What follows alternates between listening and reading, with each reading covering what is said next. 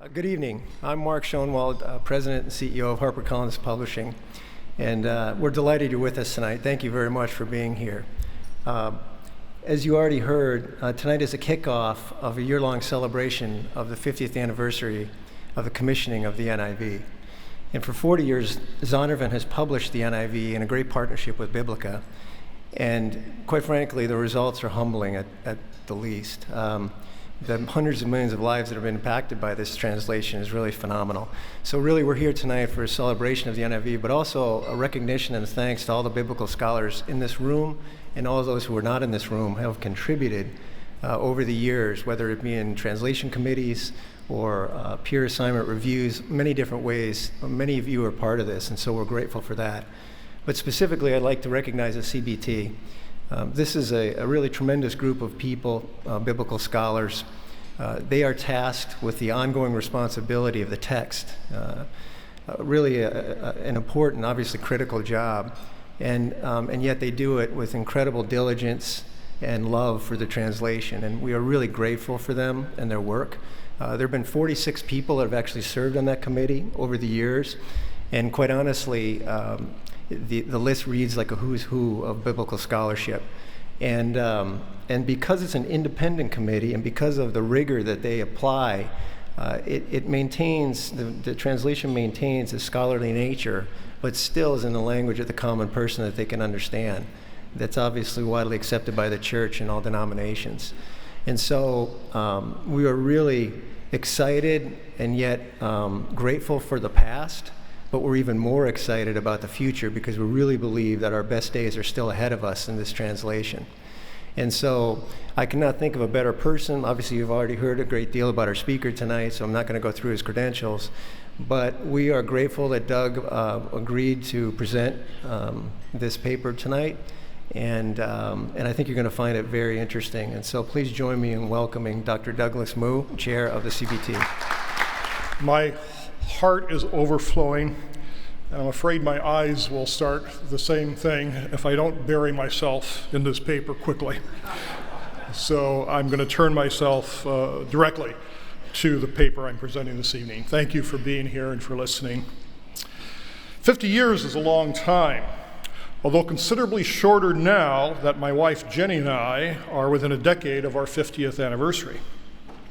Still, 50 years of the NIV is certainly cause for celebration. I joined the translation project fairly late in 1996, but my familiarity with the translation goes back a long way. In my second year of seminary at Trinity Evangelical Divinity School in 1973, I purchased a new English translation of the NT, a hardcover volume with the words Holy Bible, New International Version, New Testament on the cover. Some of you will remember that NIV, and some of you will also remember the landscape of English translation in those days. Many evangelicals were still using the King James Version, as was my fiancée Jenny and her family. The Revised Standard Version, dominant in the mainline church, was treated with grave suspicion by evangelicals. A personal anecdote. Asking for the new Bible commentary in a Christian bookstore to purchase as a Christmas gift for my brother-in-law in 1973, I was told by the clerk in a rather superior voice, "We don't stock that commentary because it's based on the RSV, which translates expiation in Romans 3:25. The New American Standard Bible, released in 1971, was beginning to attract attention, especially among students of Hebrew and Greek, but its stilted English kept it from being broadly read. At the other end of the spectrum was Ken Taylor's Living Bible. Many evangelicals welcomed its fresh readings, but its explicit claim to be a paraphrase put it out of consideration as a basic Bible for most. So to put it provocatively, and certainly a bit unfairly, evangelicals were faced with the choice of a Bible that was either antiquated, heretical, unreadable, or unreliable. Matters were even worse 2 decades earlier, when Howard Long, a Christian businessman, was trying to find a Bible to put into the hands of friends he wanted to introduce to the faith. He expressed his frustration to his pastor, who in turn formally requested his denomination, the Christian Reformed Church, to look into the possibility of a new translation of the Bible. From the beginning, the concern was to involve the broader evangelical world in the enterprise. And so the National Association of Evangelicals got involved. The climax of this process came in 1964 and 1965. In December of 1964, a joint committee of representatives from the Christian Reformed Church and the National Association of Evangelicals met in Nyack, New York, and issued invitations to a translation conference. That conference met in August 1965 at Trinity Christian College in Palos Heights, Illinois. 2 key decisions were made. The first was that, and I quote, "a contemporary English translation of the Bible should be undertaken as a collegiate endeavor of evangelical scholars." The second was that a continuing committee of 15 should be established to move the work forward. The Committee of 15 was ultimately named the Committee on Bible Translation, while the contemporary English translation became the NIV. The critical decisions that were to launch and shape the NIV were therefore made in 1964 and 1965. Of course, the full NIV Bible did not appear until 1978, but as those of us who write know, publication dates are the end, not the beginning of a work. And so it's appropriate that we celebrate the 50th anniversary of the NIV in 2014 and 2015. Reasons to celebrate are many. Among them is one that resonates especially strongly with our current setting in the Evangelical Theological Society. That is, the broadly evangelical nature of the NIV. I note again a certain convergence with my own experience. When I was converted as a college student in 1971, I determined to figure out this new faith I had embraced. The first Christian authors I read, such as C.S. Lewis and John Stott, presented a compelling and exciting vision of what Stott liked to call basic, balanced Christianity, BBC for short. My education at Trinity Evangelical Divinity School reinforced my inclination to mere Christianity. Like Paul in Romans 7, I recount my experience because it was typical. Those were the years many young people were converted to a form of basic Christianity, and when the word evangelical was finding its place on our cultural map, as George Gallup Jr. recognized when he labeled 1976 the year of the evangelical. The beginnings of this evangelical movement gave birth to the NIV, and the NIV in turn helped to solidify and expand that movement. From the beginning, the NIV was conceived as a broadly evangelical project. The 32 scholars who attended the founding conference in 1965 represented 28 different colleges and seminaries and a broad spectrum of denominations, including Baptist, Presbyterian, Assemblies of God, Lutheran, Nazarene, Methodist, and Christian Reformed. This inclusiveness has been maintained as the membership of CBT has changed over the years.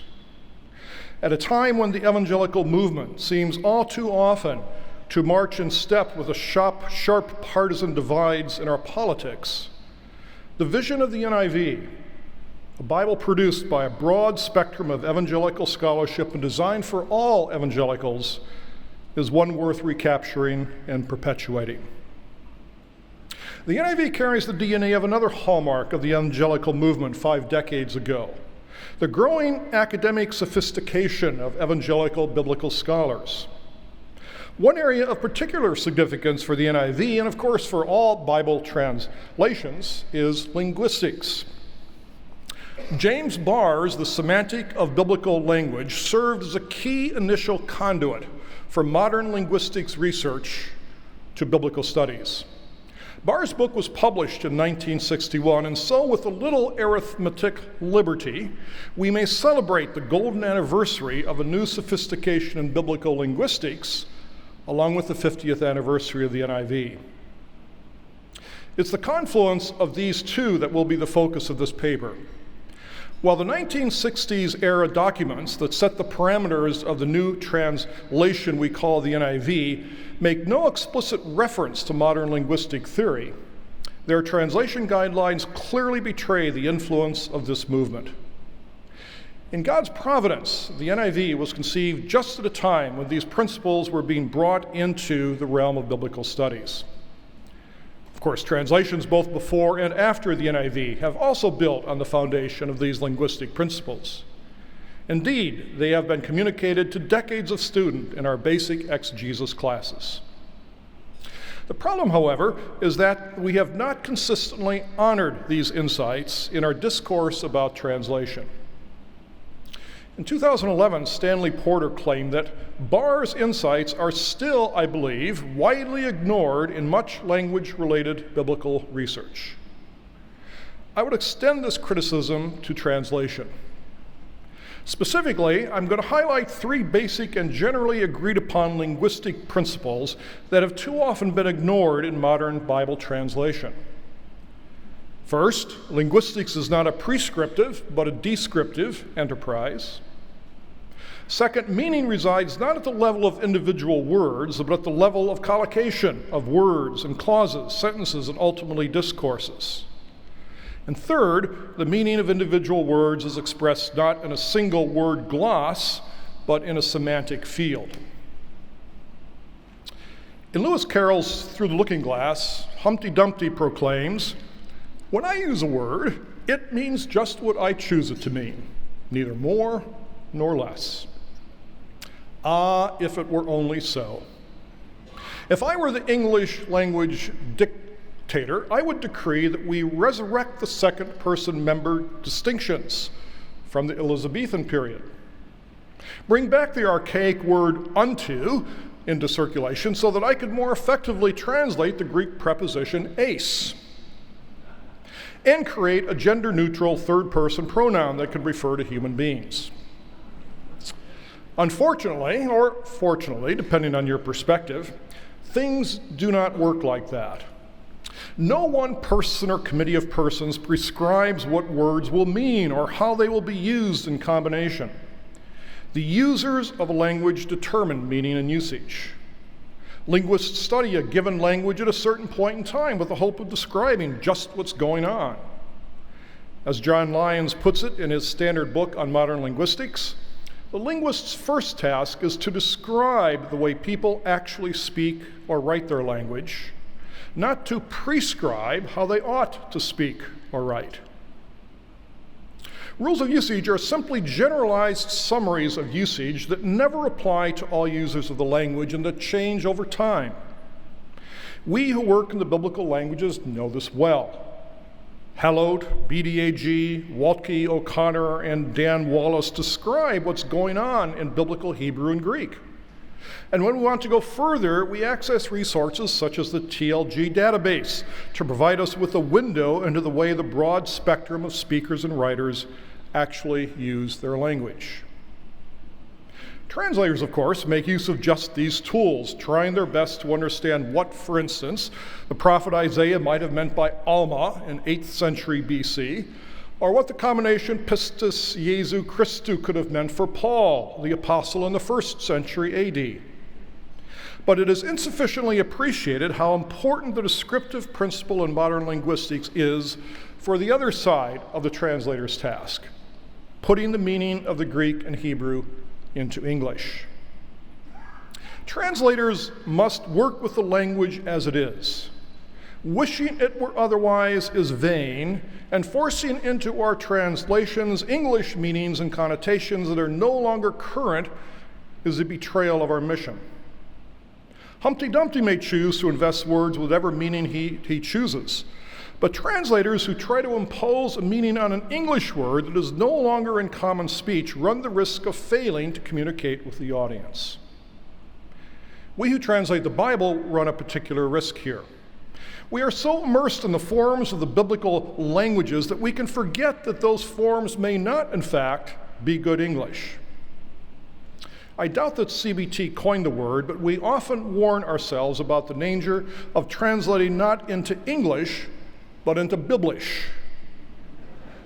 That is a form of English so indebted to biblical idiom that it sounds unnatural in the ears of the typical modern speaker of English. Daughter of Zion is a good example. People familiar with the Bible can probably unpack the phrase accurately enough, but the average English speaker would surely be wondering who the offspring of the city of Zion might be.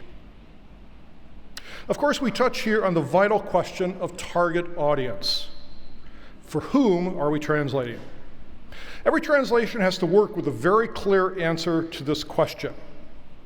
I don't want to suggest that there's only one right answer. There is a place for translations directed to different audiences. From the beginning, however, the NIV has had as its target the general English-speaking population, the international in its title reflecting this concern. For us, two implications flow from this focus. First, our translation choices must reckon with our audience's ability to understand English. I tell you nothing you don't already know when I say that fewer and fewer American adults can read effectively. A 2013 study concluded that 35% of adults in the U.S. can't read at all or read below a fifth grade level. Even college-educated and fully acculturated adults who spend their time on Facebook and Candy Crush rather than reading books have difficulty handling English at any level of complexity. Growing illiteracy poses a significant but sometimes underappreciated problem for translators, and I might add, for a movement such as ours that is bound up with the accurate interpretation and effective application of a text. Of course, balance is needed here.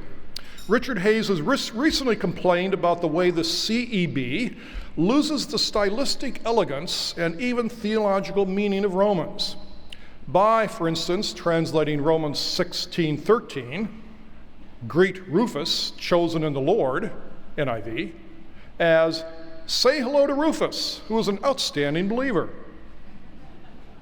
Hayes comments, and I quote, to turn a magisterial theological reflection such as Romans into an easy reading text for the average American seventh grader entails certain modifications, trade-offs, and sacrifices. Close quotes. My response, yes, but. After all, any translation from one language to another entails modifications, trade-offs, and sacrifices. And if, as surveys suggest, the average American is reading at a 7th to 8th grade level, translations cannot necessarily be faulted for trying to hit that target. Sometimes here it's said that English translations will inevitably contain difficult texts, and we shouldn't worry too much about these because it's the ministry of the teacher in the church to make clear the meaning. Again, I don't entirely disagree. But I do wonder how many people reading the Bible have access to a good teacher. Some expressions of this principle sound worryingly like the medieval claim that a Latin Bible few people could read was no problem because it was the job of the priest to explain it. Again, let me say clearly, both sides in this argument make valid points. Every translation committee struggles to keep its balance between the sometimes esoteric details of the text and the need to communicate clearly to modern English readers. Translations lean one way or another. My point is simply that our discourse about translation sometimes fails sufficiently to take into account this matter of the target audience. Bruce Metzger, who was a key figure in the translation of the RSV and NRSV, stated this well-known translation maxim: as literal as possible, as free as necessary. The maxim is perhaps okay as far as it goes, but it begs the crucial practical question: necessary to accomplish what? Communicate elegantly to college professors? Speak clearly to readers of English as a second language? or, as in the case of the NIV, communicate meaningfully to a broad audience in English that the new convert can understand and that preachers can use as a solid platform for biblical exposition. I've stressed that the descriptive approach of modern linguistics requires that translators know their target audience. Our ability to understand the language of our target audience has been significantly enhanced by the rapid advance in computing power. The field of computational linguistics harnesses the power of computers to provide broadly applicable and current data about the state of the language. To my knowledge, the NIV was the first translation to take significant advantage of this powerful resource. The problem we face on the CBT, as do all translation committees, is to choose the right English word or phrase to communicate the meaning that we've decided is borne by a particular Greek or Hebrew word or phrase. As broadly representative as CBT is, each of us speaks our own special form of English, our own idiolect, the product of our place of origin, our education, and our customary discourse. I recall a discussion years ago on CBT about the relative merits of translating desert or wilderness. Ken Barker insisted we could not say wilderness because the word necessarily connoted an area that was heavily forested. Some of us looked quizzically at Ken until we remembered that he was born and raised in southeastern Kentucky. Now, standard references such as dictionaries can help here, but they often don't answer the particular question we translators are asking, and they're usually out of date. Enter computational linguistics. Much as New Testament scholars ransack the TLG database to figure out the sense of ancient Greek words, translators can now access huge databases of modern English to better understand the current meaning and usage of keywords. Knowing that the decisions we would make about translating biblical gender forms into English would be critical, CBT commissioned Collins Dictionaries to pose some key questions to its database of English, the largest in the world with over 4.4 billion words gathered from several English-speaking countries and including both spoken and written English. We CBT members had our own ideas about whether, for instance, man was still good English for the human race, or whether he still carried clear generic significance. But we did not agree on every point, and standard resources gave conflicting opinions. So we asked the Collins computational linguists to query their database on these points and others.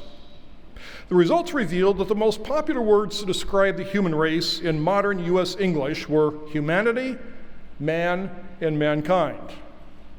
CBT then used this data in the updated NIV, choosing from among these three words, and occasionally others, depending on the context.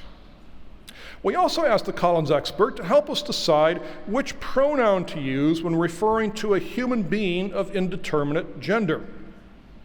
Consider, for instance, Mark 8:36, which reads in the KJV, "For what shall it profit a man, if he shall gain the whole world and lose his own soul?"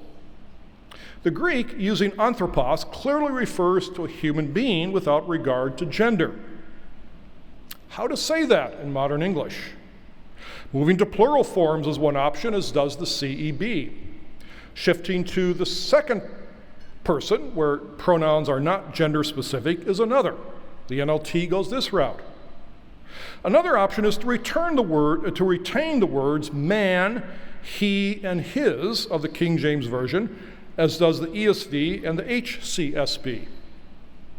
But do these words continue to function as true generics in modern English? On CBT, we did not think they did. But we were uncertain about the pronoun to use in its place. We also wanted to see if there might be some way to retain the third-person singular form of the original. In brief, we needed data about the current state of English pronouns to guide our translation decisions. And so we requested the Collins linguists to search their database to determine what pronouns were being used in modern English to refer back to indefinite pronouns, such as each or one or someone, and to non-gender specific nouns, such as person. They constructed what they call an anaphora resolution grammar to resolve the matter.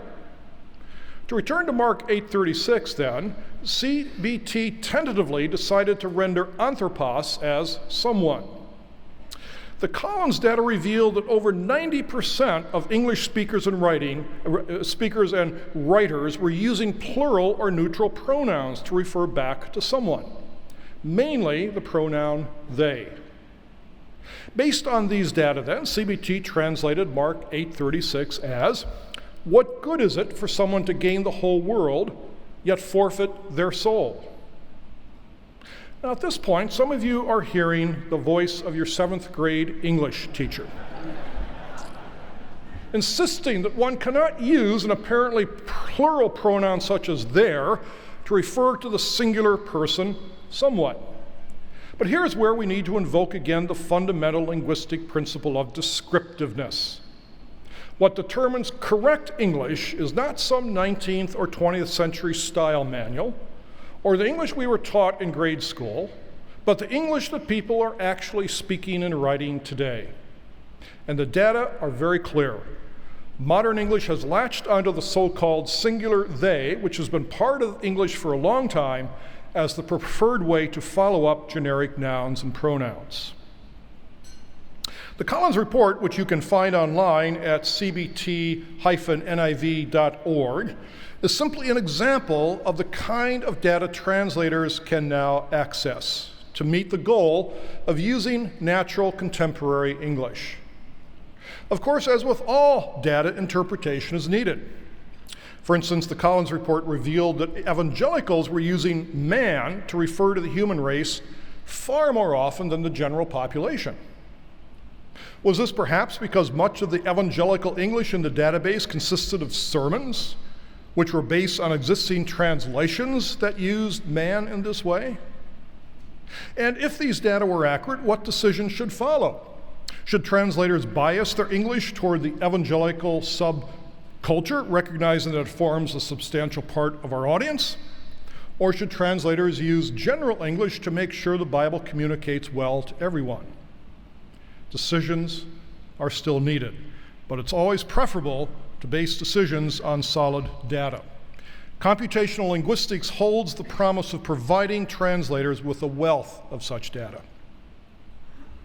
I turn to a second major principle of modern linguistics. Meaning is found not in individual words, as vital as they are, but in larger clusters, phrases, clauses, sentences, discourses. To be sure, there's a lively debate among linguists over the degree to which individual words carry meaning. But there is general agreement over the basic principle that words in themselves are not the final arbiters of meaning. Linguists, in fact, speak of lexical ambiguity. We take this principle for granted in our study of the biblical languages, insisting on the importance of syntagmatic relationships in our word studies. The object I put after the verb gnosko dramatically affects the sense. Knowing that Jesus is God is very different from knowing God, or from God knowing me. Once again, however, the principle is too easily ignored when translations are being evaluated. Translation is not, as many people think, a matter of word substitution. English word X in place of Hebrew word Y. Translators must first determine the meaning that the clustering of words in the biblical languages convey, and then select a collocation of English words that accurately communicates that meaning to modern listeners and readers. All translations work this way, as they must to be considered translations at all. But they differ on the value that is placed on retaining the form found in the originals. I would argue that the key tension here is not simply form versus meaning, but in practice, form versus natural English. From the beginning, the NIV has taken a mediating position in this issue. The manual produced when the translation that became the NIV was first being planned states, if the Greek or Hebrew syntax has a good parallel in modern English, it should be used. But if there is no good parallel, the English syntax appropriate to the meaning of the original is to be chosen. It's fine, in other words, to carry over the form of the biblical language into English, but never at the expense of natural expression.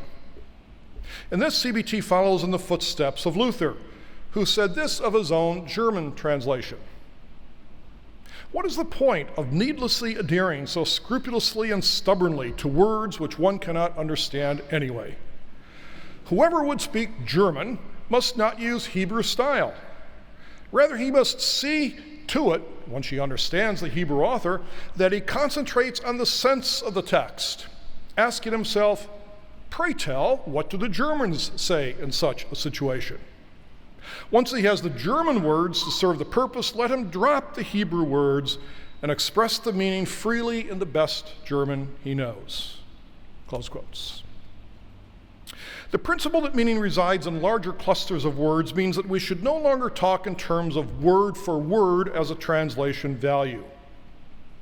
To suggest in our discussion of translations among a general audience that word for word is a virtue is to mislead people about the nature of language and translation.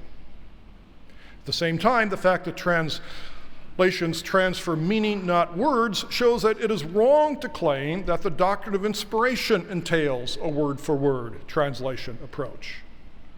Such a claim effectively removes the inspiration from those many words and forms that cannot be carried over.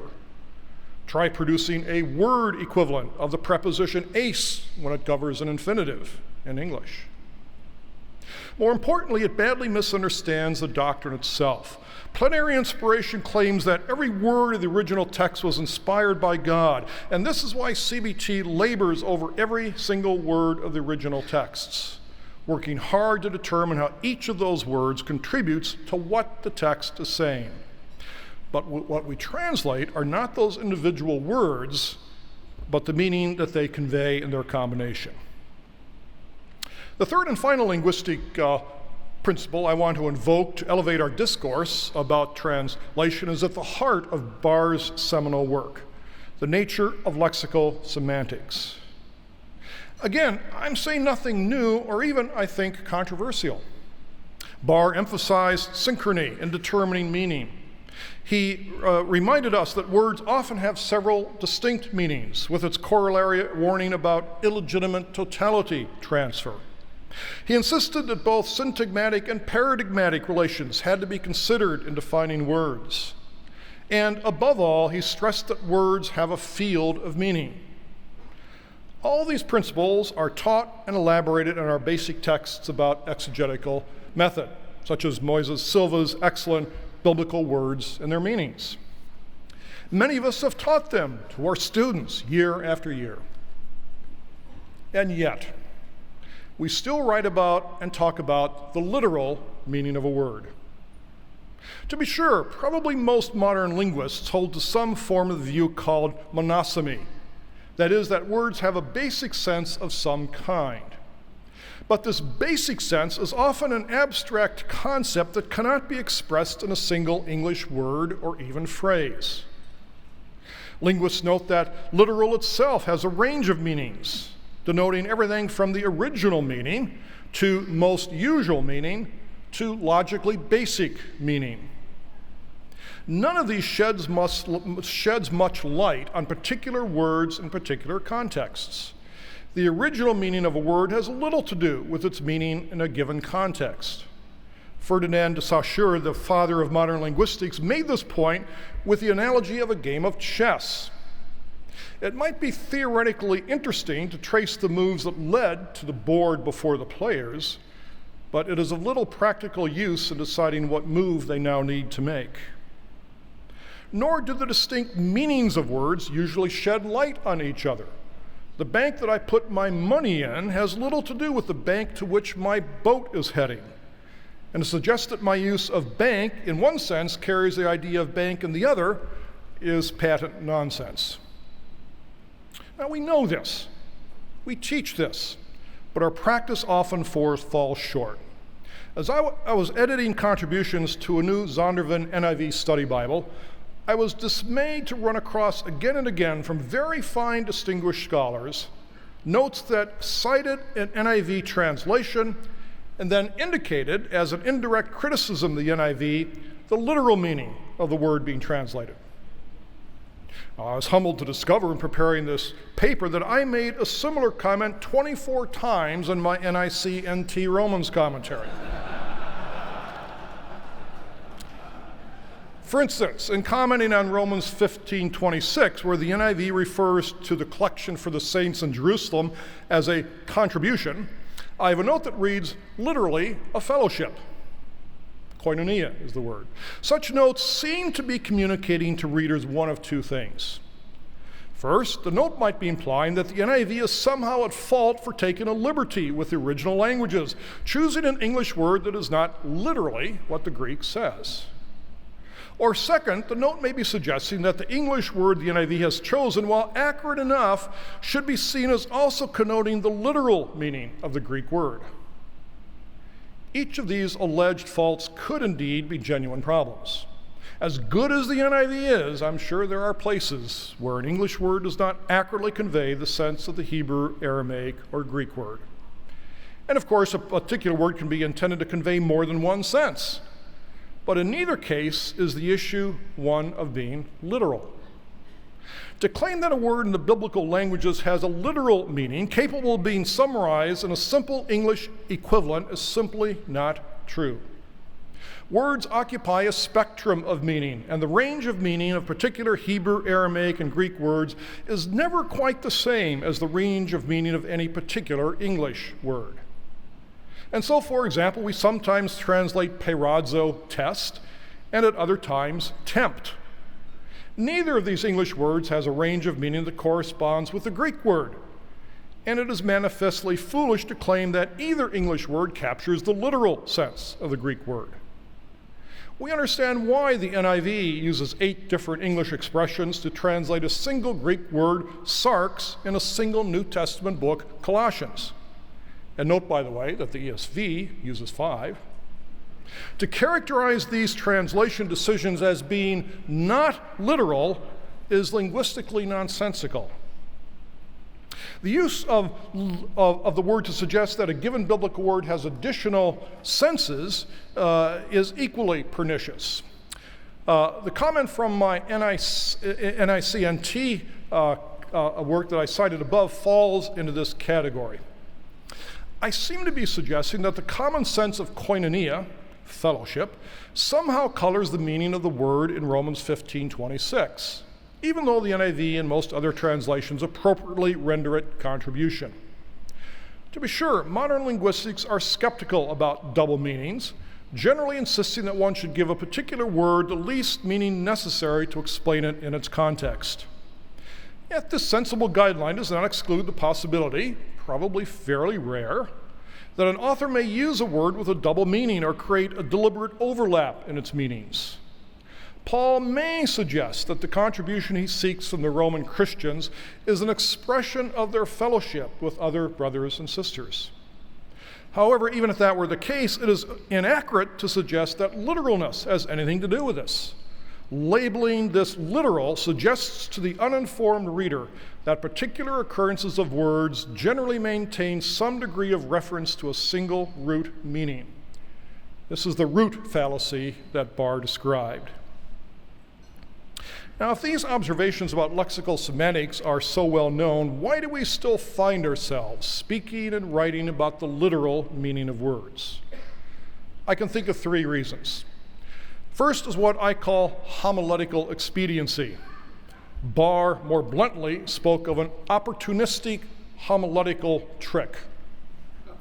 The desire to show off our knowledge of the original languages and make a simple and useful point can lead us to say quite foolish things about words and their meanings. Now, citing examples is fun and amusing, but I will decline the opportunity. You have heard plenty of them. A second reason for using the word in these ways is simplicity.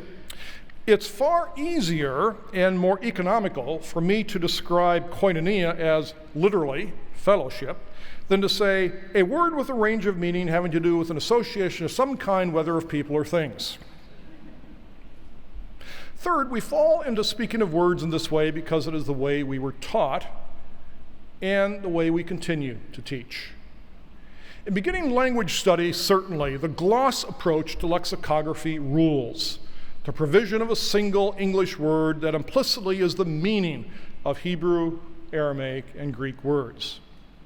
When I first studied Greek, I learned early on that our good friend luo meant loose. I would have had serious doubts about the value of what I was learning if I had realized that the NIV, for instance, translates this verb with the form of loose only 3 times in its 42 New Testament occurrences. And the ESV is not much more often, with 6. There are, of course, sound pragmatic reasons for memorizing loose as the meaning of luo or give as the meaning of Nathan. There will be plenty of time later on to learn that BDAG gives 5 major meanings for luo and halot 16 for Nathan. That neither word has a clear literal sense that can neatly be summarized, but that both words have a range of meaning. But here's the catch.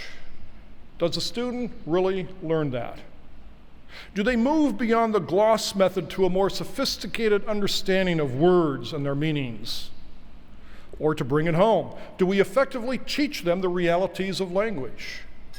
Do we continue to require our second-year language students to translate word for word, perpetuating a simplistic and ultimately quite false view of language?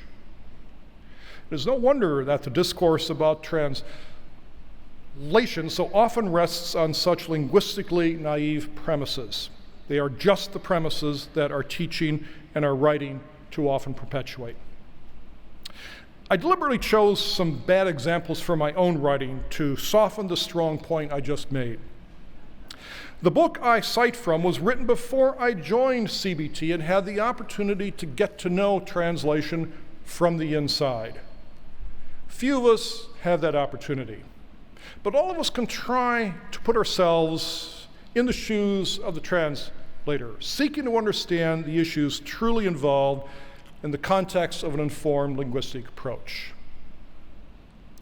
Should the Lord preserve us, when Jenny and I celebrate our 50th anniversary, it will be a time mainly to look back.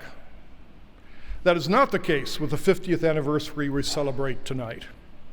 God willing, many more years of the NIV lie ahead as CBT continues its work, refining the text in light of current scholarship and the changing shape of English.